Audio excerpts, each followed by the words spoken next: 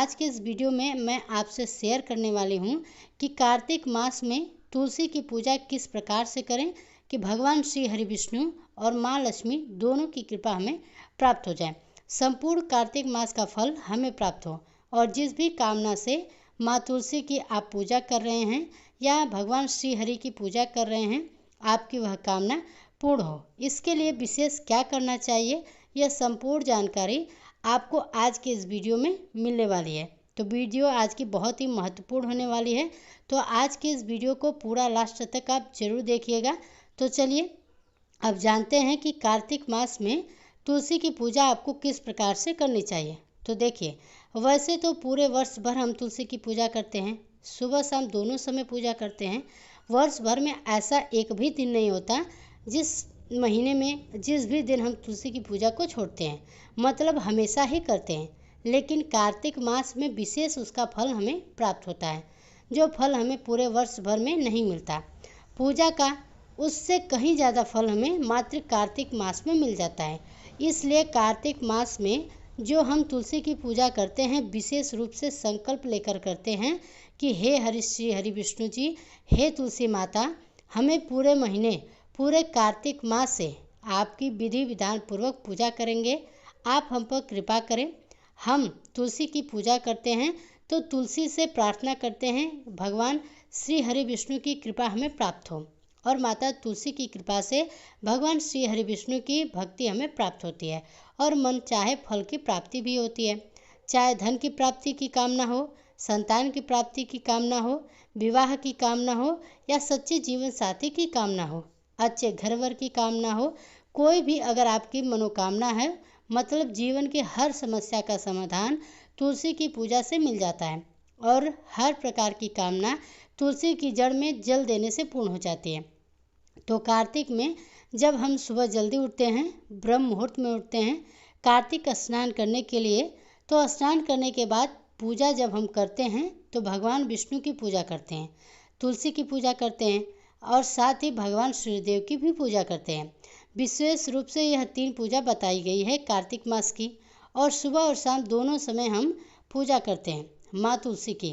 इसमें सुबह की पूजा विशेष होती है क्योंकि सुबह हम ब्रह्म मुहूर्त में उठकर और जब कार्तिक स्नान करते हैं तो भगवान विष्णु की पूजा करते हैं और फिर उसके बाद माँ तुलसी की पूजा करते हैं। अब जैसे कि बहुत से भक्तों के प्रश्न आएंगे कि क्या हमें तुलसी की पूजा करनी चाहिए या फिर भगवान विष्णु की पूजा पहले करनी चाहिए या फिर भगवान सूर्यदेव को जल देना चाहिए। तो देखिए, जब हम कोई भी पूजा पाठ करते हैं तो इतना अधिक संशय मन में नहीं रखना चाहिए। तुलसी में और भगवान श्री हरि विष्णु में कोई अंतर नहीं है। आप चाहे पहले तुलसी की पूजा करें या पहले भगवान विष्णु की पूजा करें, एक ही बात है, क्योंकि तुलसी की जड़ में सभी देवी देवताओं का वास माना गया है। विशेष रूप से जब कार्तिक मास आता है तो सभी देवी देवता तुलसी की जड़ में ही विराजित हो जाते हैं। तो जब हम तुलसी की जड़ में से तुलसी में दीपदान करते हैं तो सभी देवी देवताओं की कृपा हमें स्वतः ही प्राप्त हो जाती है मात्र तुलसी पूजन से।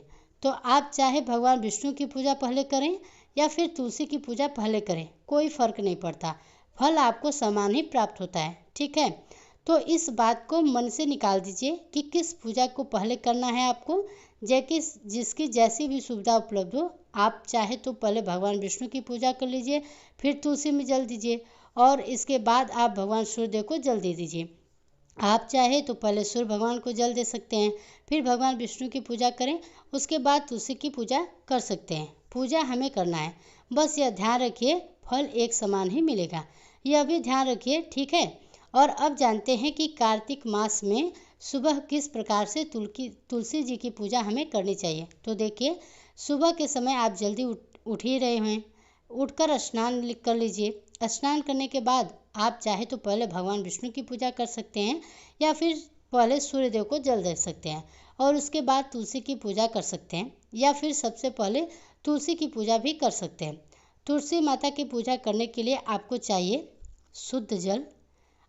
एक और कार्य आप करेंगे, जैसे कि हमें पूरे कार्तिक मास में गंगा जल से स्नान करना है तो गंगा जल मिश्रित करके स्नान करते हैं। उसी प्रकार से ऐसा कहा जाता है कि अगर हम तुलसी में गंगा जल सींचते हैं, मतलब कि तुलसी की जड़ को गंगा जल से सींचते हैं तो मोक्ष की प्राप्ति हो जाती है। हमें ही नहीं, हमारे पितरों को भी मोक्ष की प्राप्ति हो जाती है। तो गंगा जल तो सबके पास होता है। आपको क्या करना है, एक पात्र लेना है, उस पात्र में पहले गंगा जल डालना है, फिर शुद्ध जल से भर दीजिए। अब यह जल आपको तुलसी की जड़ में सींचना है। इसके बाद चुटकी भर हल्दी तुलसी की जड़ में डाल दीजिए। फिर धूप, दीप, अक्षत, पुष्प इत्यादि जो भी चीज़ें आपके पास उपलब्ध हो उन चीज़ों से माँ तुलसी की पूजा कीजिए। और हाँ, भोग अवश्य अर्पित कीजिए। कोई भी सामग्री आप भोग के स्वरूप में अर्पित कर सकते हैं, जैसे कि मिश्री बतासा, शक्कर, गुड़ या फिर कोई भी फल आपके पास उपलब्ध हो, थोड़ा सा भोग अर्पित कर दीजिए। और इसके बाद एक दीपक जलाकर तुलसी की आरती कर लीजिए। आप चाहे तो मिट्टी का दीपक ले सकते हैं, धातु का दीपक ले सकते हैं, किसी भी धातु का, या फिर आटे का दीपक भी बना सकते हैं। तो आटे का या मिट्टी का दीपक अगर आप बनाते हैं तो प्रतिदिन आपको बनाना पड़ेगा, मतलब हर बार नया दीपक आपको चाहिए।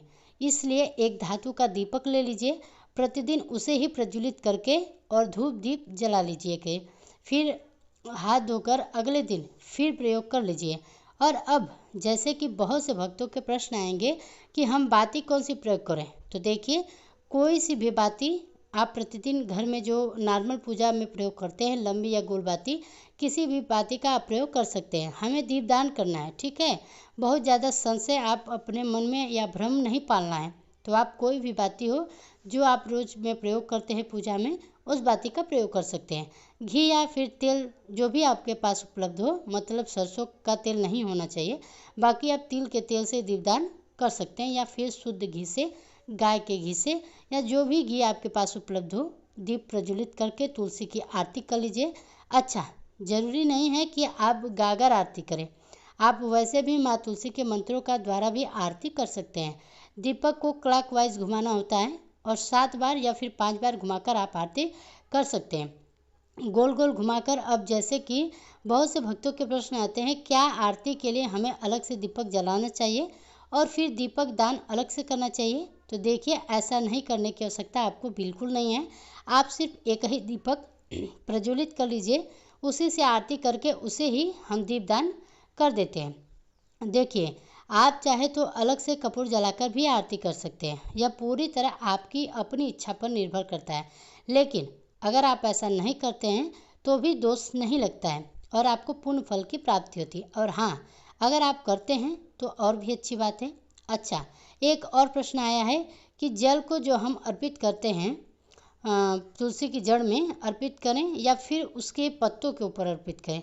तो देखिए, कभी भी किसी भी देव वृक्ष को जब हम सींचते हैं तो जड़ में ही जल अर्पित करते हैं। तो तुलसी की जड़ में सबसे पहले, मतलब 3 बार रुक रुक कर, जैसे हम सूर्य देव को जल देते हैं उसी प्रकार से 3 बार तुलसी के जड़ में जल दे दिए। इसके बाद जो जल बचा हुआ है पात्र में, उसे पत्तों के ऊपर से, मतलब पूरी तुलसी को एक बार में अभिषेक कर दीजिए, यानी कि स्नान करा दीजिए, ठीक है। देखिए, यह सारी चीज़ें बिल्कुल व्यवहारिक है। जैसे आप स्वयं मान लीजिए स्नान करने जाते हैं, क्या आप सीधे अपने सिर पर पानी डालते हैं? पहले हाथ पैर धोते हैं, उसके बाद ही सिर पर पानी डालते हैं ना। तो जैसे हम हैं वैसे ही हमारे देवी देवता भी समझना चाहिए। तो इसी प्रकार से हम अभिषेक कर सकते हैं। जब भी तुलसी का या फिर किसी देवी देवता का, तो पहले हाथ पांव मुंह धुलाते हैं, उसके बाद उनका अभिषेक करते हैं। तो 3 बार आपको जड़ में जल देना है। उसके बाद से आपको सर्वांग, मतलब पूरी तरह से तुलसी पर आपको पत्तों सहित जल दे देना है एक बार में। आपको यह बात क्लियर हो गई? बार बार फिर आपको समझने की आवश्यकता नहीं पड़ेगी।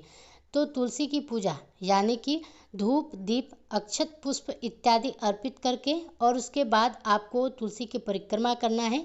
तुलसी की परिक्रमा आप चाहे तो 4 बार कर सकते हैं, या तो 7 बार कर सकते हैं, 11 बार भी कर सकते हैं। और हाँ, कार्तिक मास में कम से कम तुलसी को ऐसे स्थान पर जरूर रखना चाहिए जहाँ पर हम उनकी परिक्रमा कर पाएँ, प्रदक्षिणा कर पाएँ। लेकिन अगर आपके पास इतनी जगह नहीं है कि आप तुलसी की परिक्रमा कर पाएँ, तो जिस स्थान पर खड़े होकर आप तुलसी को जल दे रहे हैं, उस स्थान पर खड़े होकर क्लॉकवाइज घूमकर अपनी परिक्रमा कर सकते हैं, जितनी बार भी आप करना चाहते हैं। तो सुबह की पूजा विधि आपने जान ली। अब अपनी इच्छा के अनुसार मंत्रों का जाप कर सकते हैं। अगर आपके पास समय है तो तुलसी के पास बैठकर या तुलसी के पास ही बैठकर आप चाहे तो कार्तिक मास का महात्म्य सुन सकते हैं, कथा सुन सकते हैं। अच्छा, ज़रूरी नहीं है कि आप तुलसी के पास ही बैठकर महात्म्य और कथा सुनेंगे, लेकिन अगर आप सुन पाते हैं तुलसी के पास, मतलब इतनी जगह है तुलसी के पास कि आप आसन लगाकर बैठकर पूजा करके और मंत्रों का जप कर पाएँ या फिर कथा सुन पाएँ, तब अत्यंत ही श्रेष्ठ फल होता है। कहा जाता है कि तुलसी के पास हम जितने भी मंत्र जपते हैं उनका कई गुना फल हमें प्राप्त होता है। और अब बात करें कि शाम को तुलसी की पूजा किस प्रकार से करनी चाहिए। तो देखिए, जो शाम की पूजा होती है तुलसी की, उसमें दीपदान, परिक्रमा और मंत्र जप आप कर सकते हैं। शाम को संध्या होने के बाद यानी कि सूर्यास्त होने के बाद जल अर्पित करना चाहिए। तो शाम की पूजा में सिर्फ आपको दीपदान करना है, परिक्रमा करना है, मंत्रों का जप आप चाहे तो कर सकते हैं और इसके साथ ही आप चाहे तो बैठकर वहाँ पर कथा कहानियाँ भी सुन सकते हैं। अच्छा, जैसे कि भक्तों के प्रश्न आते हैं कि क्या हम शालिग्राम की पूजा तुलसी के साथ कर सकते हैं। जी हाँ, बिल्कुल कर सकते हैं। आप चाहे तो पूरे कार्तिक मास में तुलसी में ही आप शालिग्राम को रख सकते हैं। सुबह शाम दोनों समय उनकी पूजा, तुलसी और शालिग्राम की पूजा एक साथ करने से अत्यंत गुना फल की प्राप्ति होती है। या फिर आप चाहे तो पूजा के समय शालिग्राम और तुलसी को एक साथ रखें, बाद में शालिग्राम को उठाकर अपने घर के मंदिर में रख सकते हैं, जैसे भी सुविधा हो। लेकिन अगर एक साथ आप तुलसी और शालिग्राम की पूजा करते हैं तो इसका फल आपको बहुत प्राप्त होता है। आप अपनी सुविधा के अनुसार देख लीजिएगा। अच्छा, एक और प्रश्न आता है कि सूर्योदय होने के बाद तुलसी में दीपदान नहीं करना चाहिए।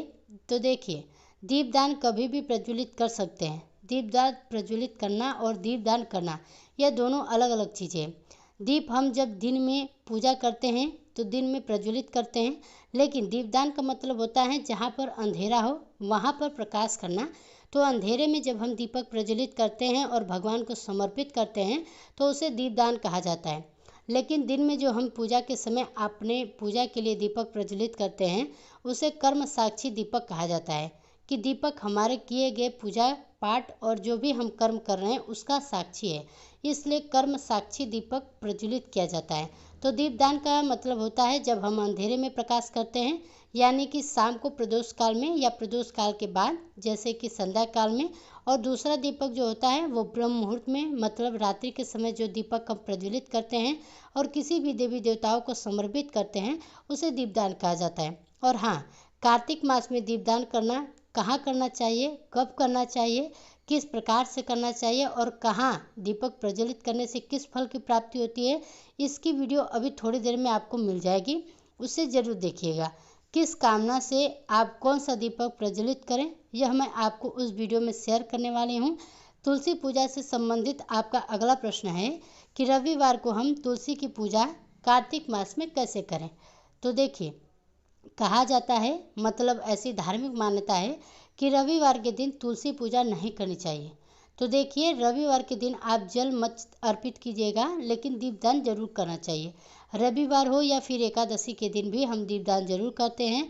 एकादशी में चाहे जल अर्पित करें या न करें, आपको उस दिन बिल्कुल भी नहीं करना चाहिए जल अर्पित, आपको दीपदान जरूर करना चाहिए। प्रत्येक रविवार को शाम के समय या फिर सुबह के समय आप दीपदान जरूर कीजिए। और अगला प्रश्न है आपका कि सिंदूर हम कब लगाएं तुलसी में। तो देखिए, कार्तिक मास में देव उठनी एकादशी के दिन तुलसी शालिग्राम विवाह के साथ कराते हैं और उनके बाद हम उसी दिन सिंदूर लगाते हैं। तुलसी को तब तक तुलसी की पूजा हल्दी से की जाती है या फिर पीले चंदन से की जाती है। और शालिग्राम के साथ विवाह जब संपन्न होता है तब हम तुलसी को सोलह श्रृंगार अर्पित करते हैं और इसी में सिंदूर इत्यादि सभी चीज़ें हम अर्पित करते हैं। तुलसी की पूजा करते समय किन मंत्रों का जप करना चाहिए। तो देखिए, तुलसी की पूजा करते समय आप तुलसी के बिना भी मंत्र का जप कर सकते हैं, जैसे कि तुलसी नामा षष्ठक स्रोत का पाठ कर सकते हैं, ओम तुलसी देवाय नमः इस मंत्र का जप कर सकते हैं, या महाप्रसाद जननी सर्व सौभाग्यवर्धनी आदि व्याधि हरा नित्यम तुलसी तत्वाम नमोस्तुते इस मंत्र का आप जप कर सकते हैं। तुलसी माता की आरती गाते हुए उनकी आरती कर सकते हैं। और हाँ, तुलसी के पास बैठकर अगर आप भगवान श्री हरि विष्णु के मंत्र ओम नमो भगवते वासुदेवाय नमः या ओम क्लीं कृष्णाय नमः इस मंत्र का जप करते हैं तो कई गुना फल की आपको प्राप्ति होती है। मतलब माँ तुलसी अपने मंत्रों द्वारा इतनी प्रसन्न नहीं होती हैं जितना कि वे भगवान श्री हरि विष्णु के नाम और उनके मंत्र स्मरण से होती हैं।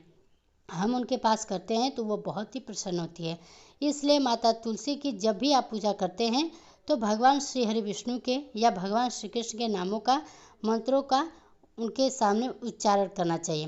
तुलसी की पूजा कार्तिक मास में किस प्रकार से करें, आज की यह वीडियो मैंने आपसे शेयर की है। उम्मीद करती हूँ कि आपको यह जानकारी पसंद आई होगी। अगर पसंद आई हो तो कमेंट बॉक्स में जय तुलसी माता और जय श्री हरि विष्णु जरूर लिखें। साथ ही अगर आप मेरे चैनल पर पहली बार हैं तो चैनल को सब्सक्राइब जरूर से कीजिए।